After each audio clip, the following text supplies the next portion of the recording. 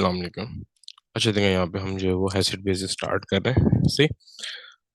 अच्छा देखें, एसिड और बेस में सबसे पहले क्या है, हमारे पास एसिड होता क्या है ना, जो हमारे पास एच वो प्लस होता है जो एच प्लस वो डोनर होता है वो एसिड होता है। जो चीज़ एच प्लस डोनेट करती है ना वो एसिड होता है। जो चीज़ एच प्लस डोनेट करती है वो एसिड होता है, और जो चीज़ प्रोटॉन वो डोनेट करती अच्छा, एसिड और जो प्रोटॉन डोनर होता है ना वो हमारे पास ये एसिड होता है। सही है, एच प्लस और जो प्रोटॉन डोनर होता है वो हमारे पास क्या होता है, एसिड होता है। एच प्लस और प्रोटॉन डोनर क्या है? देखो, एच प्लस और प्रोटॉन एक ही वो बात होती है। क्या मतलब? मेरे पास जो हाइड्रोजन होता है ना उसमें एक इलेक्ट्रॉन, जब वो हाइड्रोजन जो होता है ना, तो उसके पास से इलेक्ट्रॉन तो चला जाता है। सिर्फ ये वो रहता क्या है, एक प्रोटॉन।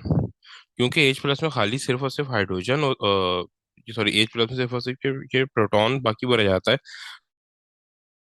ऑन भी ये वो बोलते हैं, ठीक है। जो है ना, प्रोटॉन डोनेट कर रहे हैं उसको क्या बोलते हैं, एसिड, ठीक है।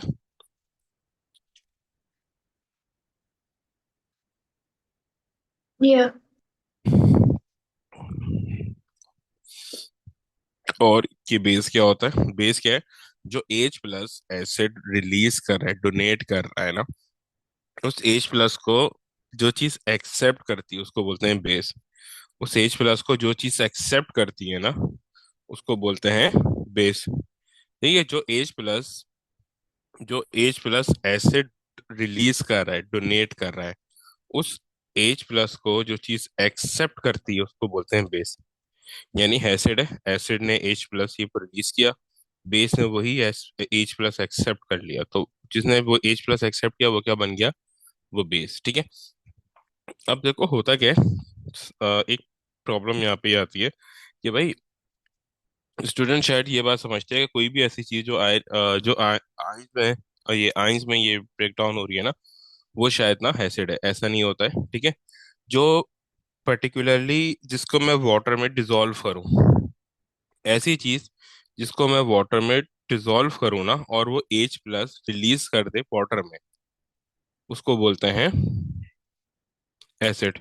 जैसे यहाँ पे मेरे पास HCl था, HCl को मैंने वाटर में ये डिसॉल्व किया, वो H प्लस और Cl माइनस में टूट गया, तो वो एसिड है। जैसे मैंने H प्लस को, HCl को वाटर में डिसॉल्व कराया, ठीक है, तो HCl जो है उसने वो H प्लस और Cl माइनस में डिसॉल्व हो गया, तो वो एसिड है। लेकिन अगर यही मैं, अगर ये NaCl को डिसॉल्व ये करता हूँ ना, तो डिसॉल्व, तो ये आयनिक कंपाउंड होगा, एसिड नहीं होगा। एसिड वो कौन होगा कि मैंने किसी ऐसे कंपाउंड को वाटर में ये डिसॉल्व कराया, जिसने डिसॉल्व होने के बाद H प्लस आयन रिलीज कर दिया, तो वो एसिड है। यहाँ पे एक कर रहा है ना, H प्लस आयन ये रिलीज कर रहा है ना, तो ये मेरे पास एसिड है। ये H प्लस आयन क्या कर रहा है, रिलीज कर रहा है, तो ये मेरे पास क्या है, ये मेरे पास एसिड है, ठीक है। इसी तरीके से एसिड की एक अच्छी एक कॉन्सेप्चुअल ये डेफिनेशन क्या होती है, N acid is a substance that can release H plus into its aqueous solution। Acid एक ऐसा सब्सटेंस है जो H प्लस आयन रिलीज कर दे अपने एक्वस सॉल्यूशन, अपने एक्वस सॉल्यूशन जब उसको हम वाटर में ये डिसॉल्व कराएं, ठीक है। या फिर it can ionizes into H plus in aqueous solution, या फिर इन वाटर भी आप लिख सकते हो, ठीक है। यानी जिसको मैं वाटर में डिसॉल्व कर रहा हूँ और H प्लस साइन रिलीज कर दे तो वो एसिड होता है, ठीक है। ये एक कॉन्सेप्चुअल पर डेफिनेशन है, ठीक है। और वो शॉर्ट टर्म में हमें पर ये चलती है। अच्छा, ये जो ऊपर डेफिनेशन लिखी है ना, इसको हम बोलते हैं क्या, इसको हम बोलते हैं ब्रोंस्टेड एंड लॉरी कॉन्सेप्ट। अच्छा, हमारे पास बहुत सारे ये कॉन्सेप्ट है एसिड एंड बेस के बारे में, लेकिन जो कॉन्सेप्ट सबसे ज्यादा चलता है ना उसको हम बोलते हैं ब्रोंस्टेड एंड लॉरी कॉन्सेप्ट, ठीक है। ये कॉन्सेप्ट सबसे ज्यादा चलता है, इसको हम बोलते हैं ब्रोंस्टेड एंड लॉरी कॉन्सेप्ट से। ये जो कॉन्सेप्ट के हिसाब से पर डेफिनेशन है कि भाई ये कॉन्सेप्ट क्या, कॉन्सेप्ट बोले कि जो भी H प्लस ये डोनेट करे वो एसिड है, जो भी H प्लस एक्सेप्ट करे वो तो बेस है। और ये मेरे पास एक कॉन्सेप्चुअल की डेफिनेशन है। सही ये एक, यानी कॉन्सेप्चुअली एसिड अगर मैं आपको समझना चाहूँ, N acid is a substance that can release H plus into its ये aqueous सॉल्यूशन, या it can ionizes into H plus, यानी कि जिसको मैं वाटर में डिसॉल्व करूँ और वो H प्लस जो है वो रिलीज कर दे, तो वो मेरे पास क्या है, एसिड है। इसी तरीके से एसिड की ना डिफरेंट टाइप्स होती हैं। ठीक है। अच्छा अब देखें हमारे पास ना एसिड की ना वो टाइप्स होती हैं। हम एसिड की टाइप को दो तरह से ना ये डिवाइड करते हैं। एक हमारे पास होती है कि भाई कि उसकी स्ट्रेंथ के ऊपर, कि एसिड जो है वो कितना स्ट्रांग है कितना वीक है। ठीक है। एक हम एसिड की स्ट्रेंथ के ऊपर जो है ना डिसाइड करते हैं कि हमारा जो एसिड है वो कितना स्ट्रांग है और कितना वीक है। ठीक है। तो स्ट्रेंथ के ऊपर जो है एक होते हैं स्ट्रांग एसिड्स, ठीक है, और एक होते हैं वीक एसिड्स। ठीक है। एक होते हैं स्ट्रॉन्ग एसिड्स और एक होते हैं वीक एसिड्स। ठीक है। अच्छा देखो, स्ट्रॉन्ग एसिड्स और वीक एसिड्स में सही है, सबसे पहले आते हैं स्ट्रॉन्ग एसिड की तरफ। स्ट्रॉन्ग एसिड में हमारे पास जितने भी इनऑर्गेनिक एसिड्स होते हैं ना, that are considered to be strong acid. जिसमें HCl हो गया, H2SO4 हो गया, H3PO4 हो गया, HNO3 हो गया, ये सब। ठीक है। जितने भी स्ट्रॉन्ग एसिड में क्या आते हैं, जितने भी इनऑर्गेनिक एसिड्स होते हैं ना, जैसे हमारे पास HCl हो गया, H2SO4 हो गया, ठीक है, ये सारे ना HCl, H2SO4, H3PO4, HNO3, ये सब स्ट्रॉन्ग एसिड है। सही। अच्छा अब स्ट्रॉन्ग एसिड को अगर मैं डिफाइन करना चाहूँ ना, तो क्या होगा, N acid that ionizes completely, जो कंप्लीटली आयनाइज। अच्छा कंप्लीटली आयनाइज का वो मतलब क्या होता है, यहाँ पे कंप्लीटली आयनाइजेशन का ये मतलब है कि जिसकी आयनाइजेशन ज्यादा हो। ठीक है। कंप्लीट आयनाइजेशन का वो मतलब ये है कि जिसकी आयनाइजेशन ज्यादा हो।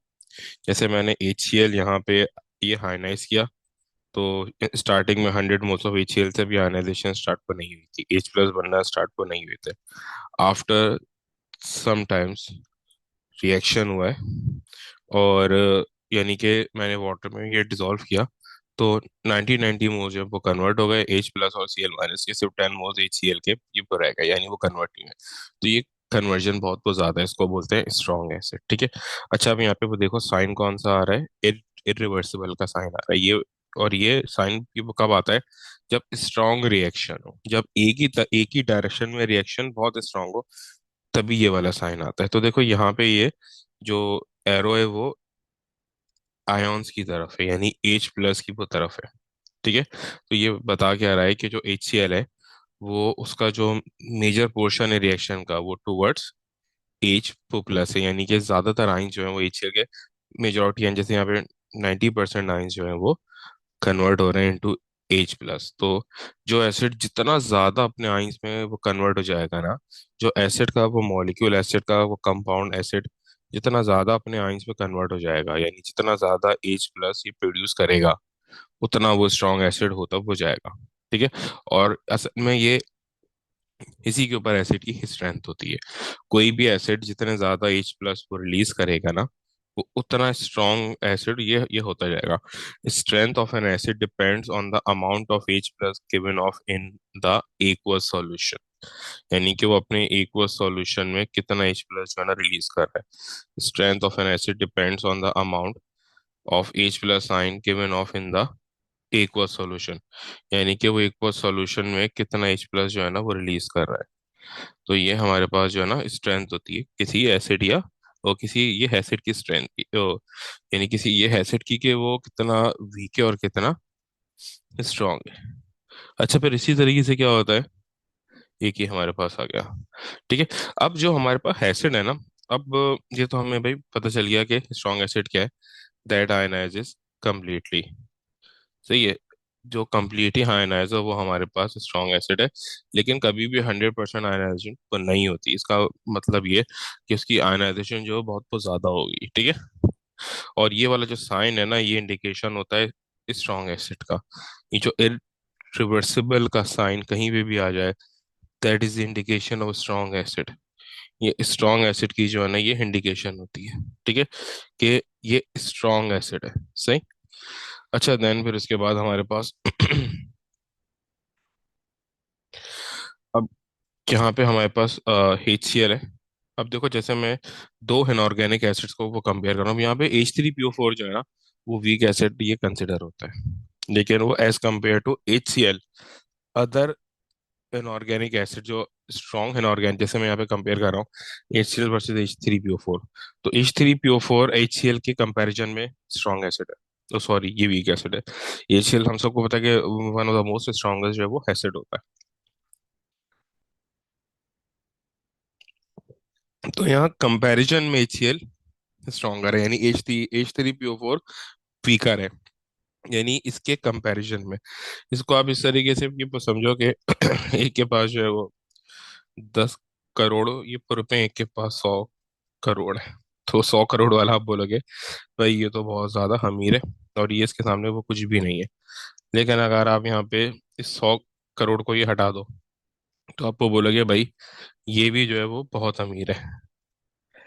आपने किसी ज्यादा से कंपैरिजन किया तो ये आपको गरीब लगने को लगा ना, वीकर कम लगने को लगा। इसी तरीके से ये H3PO4 है, तो आप इसको HCl से कंपेयर कर रहे हो तो ये आपको ये तो बेचारा वीक जो है ना वो लग रहा है। सही। वैसे ये भी जो है वो जो वीकर एसिड्स होते हैं रियल, उनके कंपैरिजन में स्ट्रॉन्गर एसिड है। ठीक है। तो अक्सर हम ये कंपैरिजन में ये भी यूज करते हैं। अच्छा देखो, फिर उसके बाद हमारे पास ना वीक एसिड्स आते हैं। देखो वीक एसिड्स क्या होते हैं। वीक एसिड ये हमारे पास है एसिड दैट आयनाइज पार्शियली। जो पार्शियली आयनाइज हो ना वो होते हैं वीक एसिड। से वीक एसिड की दो टाइप्स हमारे पास है। एक होती है ऑर्गेनिक एसिड्स, और एक होता है non metallic oxides. Non metallic oxides को देखो, इनऑर्गेनिक एसिड्स में मेरे पास आता है कार्बोक्सिलिक एसिड और ये फिनॉल। और नॉन मेटेलिक ये ऑक्साइड्स में मेरे पास SO2 SO3 CO2 और N2O5 वगैरह ये सारे आते हैं। अब होता क्या है, वीक एसिड हमारे पास होता क्या है। वीक एसिड वो है कि भाई जो पार्शली आयनाइज हो। वीक एसिड क्या है, जो पार्शली आयनाइज हो। ठीक है। अब ये होता क्या है कि देखो, जैसे मेरे पास 100 मोल से 40 मोल जो है उसके आयंस ये बन गए, और 60 मोल्स मेरे पास वो रह गए। तो ये मेरे पास वीक एसिड है। ठीक है। वीक एसिड में हमेशा ये वाला साइन आता है। ये जो साइन होता है ना रिवर्सिबल का, ये इंडिकेशन होती है कि मेरा जो रिएक्शन है वो वीक रिएक्शन है। मेरा जो रिएक्शन है वो बहुत वीक रिएक्शन है, और ये किसी भी डायरेक्शन में भी जा सकता है। ये बताता है कि भाई जो मेरा रिएक्शन है ना वो काफी वीक रिएक्शन है, और ये किसी भी डायरेक्शन में मेरा रिएक्शन भी बचा सकता है। ठीक है। यानी कि इन शॉर्ट दोनों डायरेक्शन में मेरा रिएक्शन चल रहा है ना। ठीक है। यानी कि ये किसी, जैसे यहाँ पे था ना स्ट्रॉन्ग एसिड में क्या था, एक ही वो तरफ था, ये हैरो ना, वो बता क्या रहा था कि भाई सिर्फ H+ ही वो बन रहा है। यहाँ पे रिवर्सिबल का साइन है, तो ये बता क्या रहा है कि भाई इसकी भी वो कंसंट्रेशन है और इसकी भी वो कंसंट्रेशन है, दोनों कंसिडरेबल है। यानी कि ना तो H+ बहुत वो ज्यादा है, ना ही ये एसिड बहुत भी वो ज्यादा है। तो जो मैंने ये कार्बोक्सिलिक एसिड दिया था, ये कार्बोक्सिलिक एसिड है ना, CH3C8 तो इसके सिर्फ जैसे मैंने 100 मोल्स जो है ना वो दिए थे, 100 मोल्स में से सिर्फ 40 मोल्स जो है वो कन्वर्ट हुए ये हाइंस में, और वो 60 मोल्स जो है ना इसके वो रह गए। तो ये मेरे पास वीक एसिड है जो पार्शली आयनाइज हो।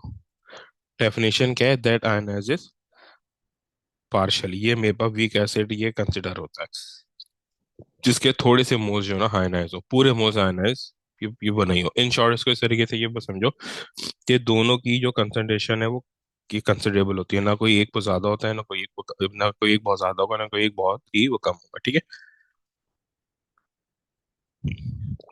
अच्छा, फिर इसी तरीके से अगर स्ट्रॉन्ग आयनाइजेशन है तो स्ट्रॉन्ग एसिड है, और अगर वीक आयनाइजेशन है तो वीक एसिड है। At the end of ionization we get very less amount of H+, that's why कम आयनाइजेशन, बहुत कम H+ मिलता है, इसलिए ये वीक एसिड होता है। अच्छा, अब यहाँ पे देखो, ये समझ आ गई कि ना, CH3COOH कार्बोक्सिलिक एसिड था, इसको हमने ये हाइनाइज किया तो ये इसमें हाइनाइज हो गया। ठीक है। अब देखो ये भले ही कम H प्लस बना रहा है, लेकिन ये H प्लस प्रोड्यूस तो ये वो कर रहा है। नॉन मेटेलिक ऑक्साइड्स के पास तो H प्लस ये होता ही नहीं है। तो ये जो हमारा ये वीक एसिड है, जो ऑर्गेनिक एसिड्स है, जैसे मैंने यहाँ पे कार्बो ऑक्सैलिक एसिड, इथानोइक एसिड लिखा है, कार्बो ऑक्सैलिक एसिड की टाइप। तो देखो ये भी जो है ना, भले ही कम H प्लस रिलीज कर रहा है, लेकिन ये H प्लस रिलीज कर रहा है। लेकिन जो नॉन मेटेलिक ऑक्साइड्स होते हैं तो भाई H प्लस रिलीज ही नहीं कर रहे हैं ना, इनके पास तो H प्लस है ही नहीं। तो ये एसिड वो कैसे है? जब किसी चीज के पास H प्लस है ही नहीं तो वो एसिड वो कैसे है? जैसे मैंने यहाँ पे लिखा है भाई, ये SO2 है। तो ये कैसे, ये एसिड है। SO3 है, तो ये एसिड वो कैसे? CO2 है, तो ये एसिड वो कैसे? इसके पास तो H वो प्लस है ही नहीं। इनके पास क्या H वो प्लस है? नहीं भाई, इनमें से ये, इन तीन में से ये किसी के भी पास H प्लस नहीं। बट ये एसिडिक ऑक्साइड जो है वो कंसिडर होती हैं। यानी जो नॉन मेटेलिक ऑक्साइड्स होती हैं, ये एसिडिक ऑक्साइड्स जो है ना, ये कंसिडर होती हैं। तो एक क्वेश्चन है कि भाई ये एसिडिक ऑक्साइड्स क्यों कंसिडर होती हैं? तो उसका वो जवाब क्या है कि भाई, ये जो नॉन मेटेलिक ऑक्साइड्स होती है ना, जब मैं इनको वाटर में डिसॉल्व करता हूँ तो ये एसिड फॉर्म को कर लेती है। ठीक है। तो ये भी जो है, और जब ये एसिड फॉर्म करेंगी तो जब मैं एसिड को सॉल्यूशन में डिसॉल्व कराऊंगा तो ये एसिड तो H प्लस रिलीज करेगा ही, मतलब वो करेगा। ठीक है। यानी इन इनडायरेक्टली H प्लस रिलीज वो करती है। ठीक है। When we dissolve non metallic oxides into water they form acids.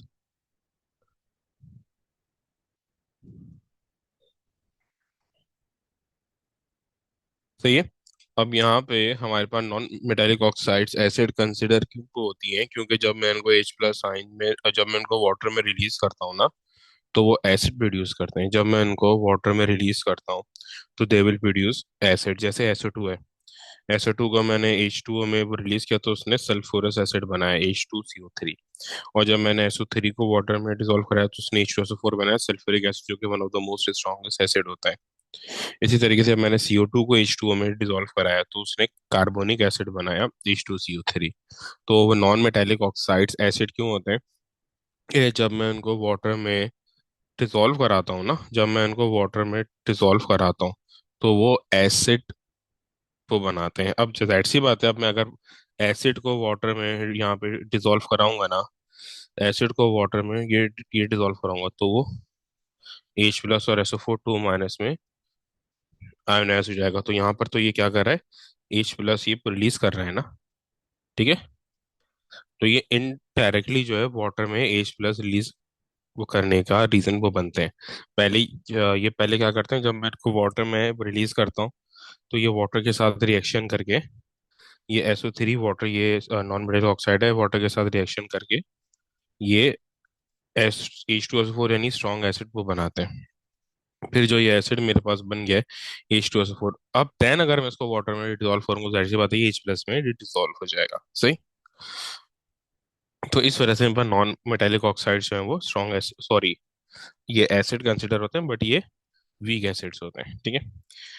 अच्छा, इसी तरीके से यहाँ पे कुछ ये एसिड की एक टाइप वो भी है कि मैं उनको उनके H प्लस के, वो कितने H प्लस रिलीज कर रहे हैं उसके ऊपर हम उनको ये कैरेक्टराइज करते हैं।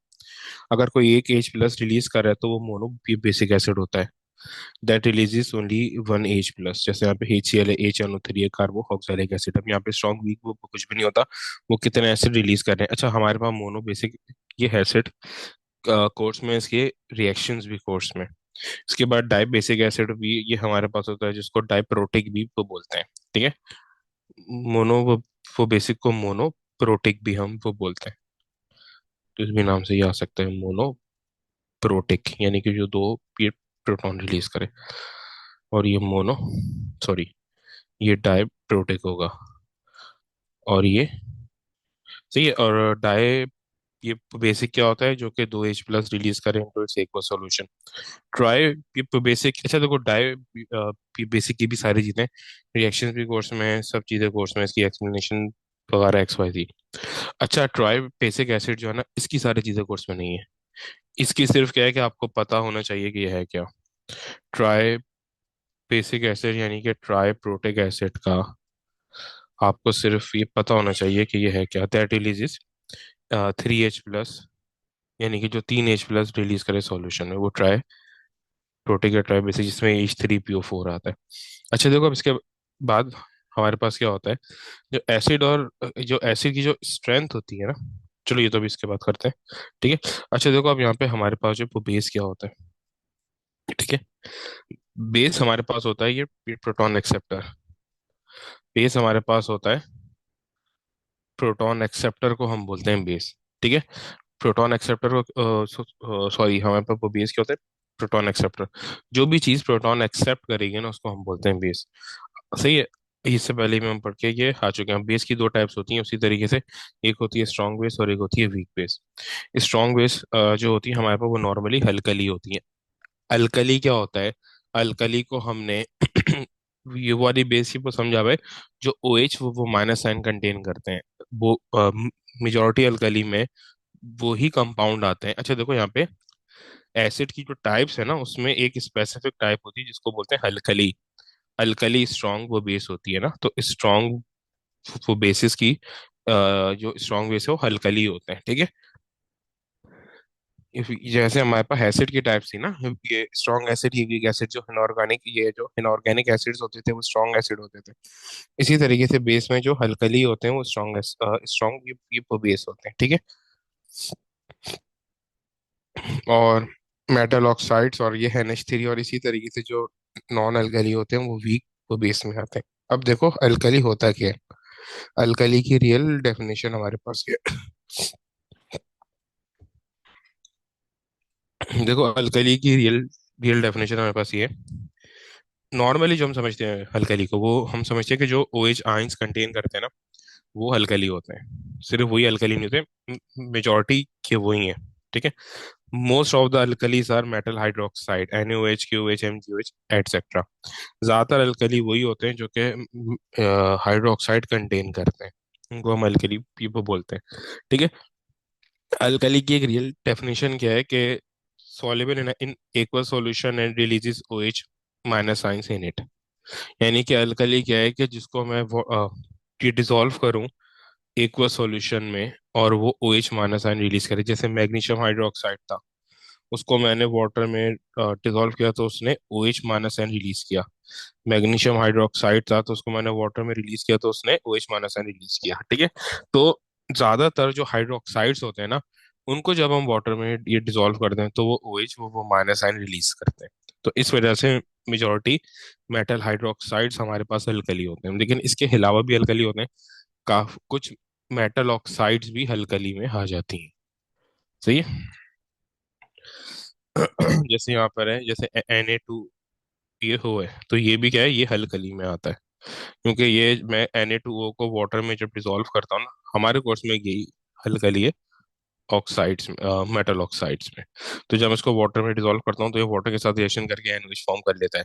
और ये NOH क्या होता है, Na+ और OH माइनस, तो ये OH वो माइनस आयन जो है वो बना रहा है, ठीक है। तो इस वजह से ये क्या होता है, ये भी अल्कली होता है। इसी तरीके से कुछ ऐसे भी हैं कि भाई जो OH वो माइनस आयंस कंटेन करते हैं बट वो अल्कली नहीं है। इसकी एग्जांपल है copper hydroxide. Copper hydroxide alkali क्यों, वो क्यों नहीं है, क्योंकि भाई ये इनसॉल्युबल है के वाटर में। भाई पहले ये वाटर में सॉल्युबल होगा तभी तो OH वो माइनस आयंस ये रिलीज तो करेगा ना। जब ये वाटर में डिसॉल्व ही नहीं ये हो सकता तो क्या ये OH माइनस आयंस जो है ये रिलीज करेगा। बात समझ आ रही है। जब ये वाटर में रिलीज होगा तभी तो ये OH वो माइनस साइंस रिलीज ये वो करेगा ना। जब ये वाटर में वो रिलीज ही नहीं होगा तो कहाँ से ये OH वो माइनस साइंस जो है वो रिलीज करेगा, से। तो ये एक स्पेसिफिक टाइप है जो OH ये वो माइनस कंटेन करता है बट अल्कली ये वो नहीं, ठीक है, क्योंकि वाटर में डिसॉल्व ये नहीं हो पाता, ठीक है। और ये मेरे पास इसके अलावा जो एक्सेप्शन में जो OH वो माइनस आयन, यानी कि जो मेटल हाइड्रोक्साइड ये बनी था वो भी अल्कली था। वो क्या था, Na2O। अब वो क्या था कि जब वाटर के साथ हम उसको वाटर में डिसॉल्व ये कर रहे थे तो वो NOH फॉर्म कर रहा था। NOH अच्छी बात है क्या होता है, Na+ और OH वो माइनस।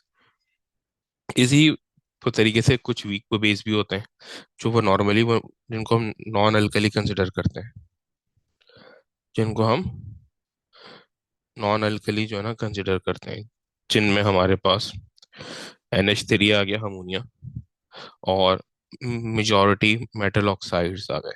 मेटल ऑक्साइड भी वीक बेस कंसिडर होते हैं। अच्छा अब एक बात है कि भाई मेटल ऑक्साइड्स को वाटर में जब रिलीज कर रहा हूँ, तो ये तो H प्लस गेन कर ही नहीं सकते। ये तो H प्लस एक्सेप्ट, जैसे NH3H, NH3H प्लस ये H प्लस एक्सेप्ट कर सकता है। NH3 जो है वो H NH3 इस तरीके से H प्लस एक्सेप्ट करता है।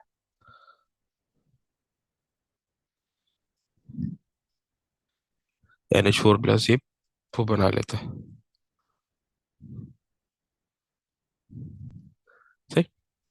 तो इस वजह से क्या है, ये बेस है, ये H प्लस एक्सेप्ट कर रहा है। बट जो मेटल ऑक्साइड है, ये डायरेक्टली H प्लस एक्सेप्ट कर ही नहीं, ये बोल सकते हैं। ठीक है।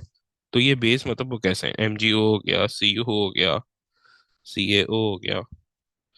तो ये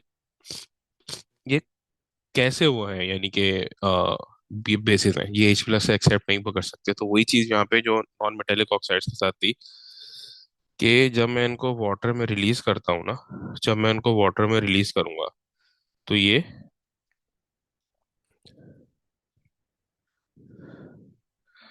जब मैं इनको वाटर में रिलीज करूंगा, एक सेकेंड।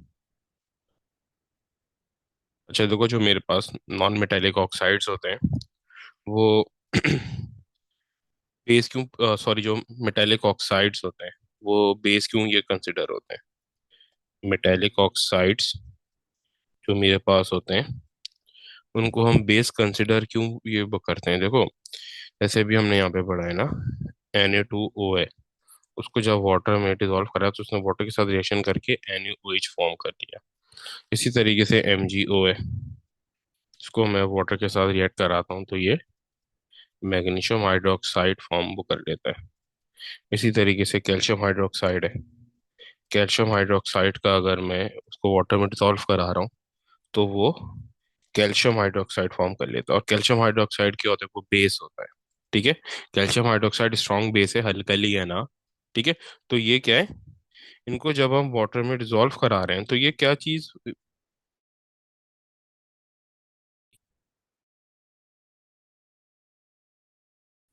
कि जब हम, आपको ये अच्छी तरीके से अभी ऊपर एसिड में नॉन मेटालिक ऑक्साइड्स में वो याद होगा, कि जब नॉन मेटालिक ऑक्साइड्स को जब हम वाटर में डिसॉल्व कराते थे तो वो एसिड को बनाते थे। तो इस वजह से नॉन मेटालिक ऑक्साइड्स क्या थे, वो वो थे एसिड थे। ठीक है। तो यहाँ पर क्या है, व्हेन, एक मिनट,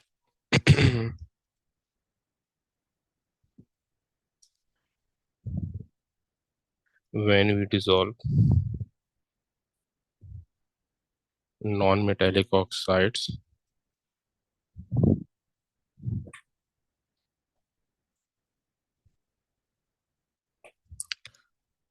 दे प्रोड्यूस, सॉरी, मेटालिक ऑक्साइड, ये बेस प्रोड्यूस है ना, ये वो करते हैं। नॉन मेटालिक ऑक्साइड्स क्या करते थे, एसिड प्रोड्यूस करते थे। तो इसी वजह से नॉन मेटालिक ऑक्साइड्स क्या थे, अगर मैं ऊपर आऊँ तो ये मेरे पास नॉन मेटालिक ऑक्साइड्स थे। ठीक है। नॉन मेटालिक ऑक्साइड्स इस वजह से हमारे पास क्या थे, एसिड थे, क्योंकि जब मैं इसको वाटर में डिसॉल्व करा था तो ये एसिड को बना रहे थे। ठीक है। और ये मेटालिक ऑक्साइड, ये बेस क्यों है, क्योंकि जब मैं इनको वाटर में डिसॉल्व कर रहा हूँ तो ये बेस जो है वो बना रहे हैं। ठीक है। अच्छा, फिर ये इसी तरीके से मेरे पास कुछ के कार्बोनेट्स होते हैं, वो भी क्या होते हैं, ये के बेस होते हैं, यानी कि वो भी H प्लस जो है एक्सेप्ट वो कर लेते हैं। जिसमें मेरे पास यहाँ पे K2CO3, MgCO3, CaCO3, CuCO3, NaHCO3, ये सब जो कार्बोनेट्स हैं ये भी के बेस होते हैं, क्योंकि H प्लस एक्सेप्ट कर लेते हैं। इन शॉर्ट, कोई भी ऐसी चीज जो कि एसिड से H प्लस लेके खुद एक्सेप्ट कर ले, उसको हम जो है वो बेस वो बोलते हैं। ठीक है। अच्छा, फिर इसी तरीके हमारे पास ना ऑक्साइड्स आते हैं। तो ऑक्साइड्स की हमारे पास दो टाइप्स होती हैं। एक होती है मेटेलिक ऑक्साइड्स, जो अभी हमने पढ़ी है। ठीक है। एक होती है नॉन मेटेलिक ऑक्साइड, जो हमने एसिड में पढ़ी है। मेटेलिक ऑक्साइड्स में दो टाइप ये हमारे पास होती हैं। एक ऑक्साइड्स होती हैं बेसिक ऑक्साइड्स, ये बहुत ज्यादा होती हैं। ठीक है। यानी कि जब भी मैं किसी को वाटर में ये डिसॉल्व करता हूँ तो ये बेस को बनाते हैं, इसलिए उसको ये बेसिक ऑक्साइड्स बोलते हैं। इसी तरीके से मेटेलिक ऑक्साइड्स में एक टाइप होती है एम्फोटेरिक ऑक्साइड। एम्फोटेरिक ऑक्साइड वो ये ऑक्साइड्स होती हैं कि जो एसिड और बेस दोनों की तरह रिएक्ट तो करती हैं। It comes from metallic oxides, they react like an acid और base according to the condition. यानी कि अगर सामने एसिड होगा, जैसे मेरे पास ये जिंक ऑक्साइड है, जैसे ये जिंक ऑक्साइड हमारे कोर्स में है, जिंक ऑक्साइड है। जिंक ऑक्साइड के सामने अगर ये एसिड आएगा तो ये बन जाएगा बेस। अगर इसके सामने एसिड आएगा तो बेस ही तो बन जाएगा, और इसके सामने बेस आएगा तो ये एसिड तो बन जाएगा।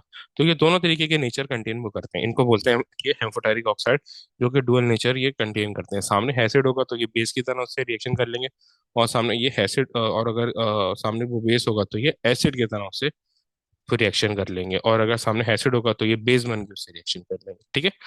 इसी तरीके से फिर ये एक और टाइप होती है नॉन मेटालिक ऑक्साइड्स की। इसमें तो एक तो ये एसिडिक ऑक्साइड्स हैं जो हमने वो पढ़े, ठीक है। फिर एक होते हैं न्यूट्रल ऑक्साइड, जो कि न्यूट्रली ये प्योर रहता है, लेकिन जो ये वाटर होता है ना, वाटर एम्फोटेरिक के अंदर भी आता है, इसलिए मैंने यहाँ पे लिखा हुआ है H2O। वाटर एम्फोटेरिक भी आता है, वाटर भी एसिड और बेस दोनों की तरह जो है ना रिएक्शन पीपो करता है, ठीक है। अच्छा, अब यहाँ पे इसी तरीके से हमने एसिड और बेस की जो क्लासिफिकेशन वगैरह है वो हमने करी है पूरी, ठीक है। अच्छा, यहाँ पे अब देखें हमारे पास जो एसिड और बेस की स्ट्रेंथ फाइंड आउट करने का एक मेथड होता है, उसको बोलते हैं ये पीएच स्केल। पीएच स्केल जो है ये वेरी करता है 0 से लेके 14 तक। जितना मैं 0 की तरफ ये मूव करूंगा तो स्ट्रॉन्ग एसिड होगा, जितना मैं 14 की तरफ मूव करूंगा वो स्ट्रॉन्ग को बेस होगा, ठीक है। यानी कि 0 to 7 मेरे पास रेंज होती है एसिड की, 7 to 14 मेरे पास रेंज होती है बेस की। जितना मैं 0 की तरफ मूव करूंगा वो स्ट्रॉन्ग एसिड होगा, जितना मैं 14 की तरफ मूव करूंगा वो स्ट्रॉन्ग ये बेस होगा, यानी बेसिक स्ट्रेंथ इंक्रीज होगी, ठीक है। जितना मैं बीच में 7 में आऊंगा ना, तो यहाँ पे मेरे पास चीज क्या हो जाती है, न्यूट्रल। जितना मैं वो 7 की ये तरफ आऊंगा, यहाँ पे मेरे पास चीज क्या हो जाती है, न्यूट्रल हो जाती है। नहीं यहाँ पे एसिडिक होती हैं ये करेक्टरिस्टिक्स, नहीं यहाँ पे बेसिक करेक्टरिस्टिक्स जो है वो होती है, ठीक है।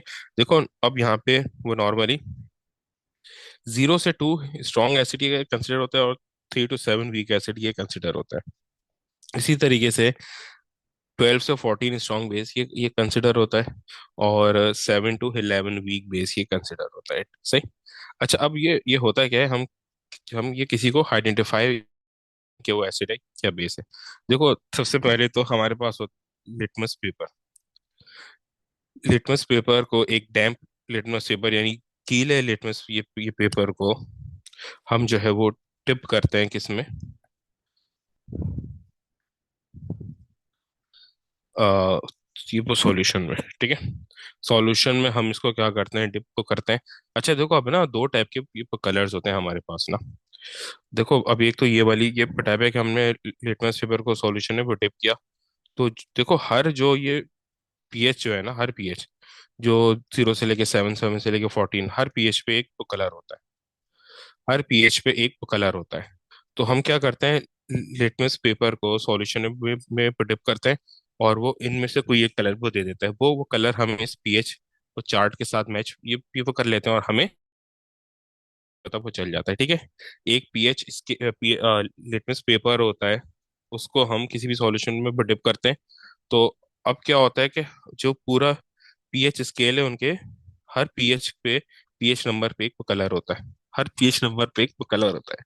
हम सॉल्यूशन में डिप करते हैं, हम सॉल्यूशन में क्या करते हैं, उस पीएच सॉरी लिटमस पेपर को डिप करते हैं, तो लिटमस पेपर का कलर चेंज ये हो जाता है, और जो वो कलर होता है उसको हम इन कलर से जो है मैच कर लेते हैं, और हर वो कलर पे उसका पीएच जो है वो लिखा होता है। तो जो कलर होगा वही उसका क्या होगा, ये पीएच होगा। नॉर्मली वो रेड कलर होता है एसिड का, ब्लू वो कलर होता है वो बेस का, ठीक है। और एक ये आइडेंटिफिकेशन क्या होती है इसकी, एक और वो टेस्ट हम करते हैं इनका। टेस्ट ये मतलब तो करते हैं कि अगर हमारे पास एसिड है, अगर हमें एसिड का टेस्ट करना है तो हम ब्लू जो है ना लिटमस पेपर यूज करते हैं, वो इस ब्लू लिटमस पेपर को रेड में कन्वर्ट कर देता है, कौन, एसिड। और जो बेस है, बेस का कलर होता है रेड। बेस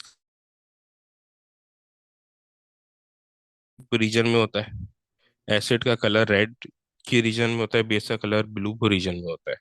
तो बेस जो है वो रेड लिटमस पेपर को ब्लू में कन्वर्ट कर देती है। ये टेस्ट आपने काफी दफा ये को देखा होगा, खास तौर पे ये वाला टेस्ट, आखिरी वाला टेस्ट जो है वो अमोनिया के लिए बहुत ज्यादा ये वो चलता है, क्योंकि अमोनिया हमारे पास वो बेस होती है। तो ये आखिरी वाला टेस्ट अमोनिया NH3 को टेस्ट करने के लिए बहुत ही ज्यादा चलता है। तो उसमें जब हम रेड लिटमस पेपर को डिप करते हैं तो उसको ब्लू टाइप कलर में कन्वर्ट कर देता है, ठीक है। अच्छा, उसके अलावा एक ये इंडिकेटर होता है। इंडिकेटर का भी आप इंडिकेटर एक ये सॉल्यूशन होता है कि आप उसके फ्यू जिस भी सॉल्यूशन में वो डालते हैं तो उसी वो कलर का वो सॉल्यूशन ये हो जाता है, ठीक है। फिर जो इस सॉल्यूशन का है मैच करके अब वो एसिड या बेस है, आप इसका पता कर we add the indicator to the solution. Indicator will change the color of the solution, then compare the color with the pH chart. फिर एक जो आखिरी मेथड होता है वो होता है pH meter. pH meter is like thermometer. जिस तरह थर्मामीटर होता है इस तरीके से pH मीटर भी होता है। उसको हम क्या करते हैं, सॉल्यूशन या फिर ये वो नॉर्मली यूज होता है वो सॉइल में। इसको हम सॉइल में वो करते हैं, ये टगन करते हैं और वो बता देता है कि भाई हमारा pH क्या है उस सॉइल का।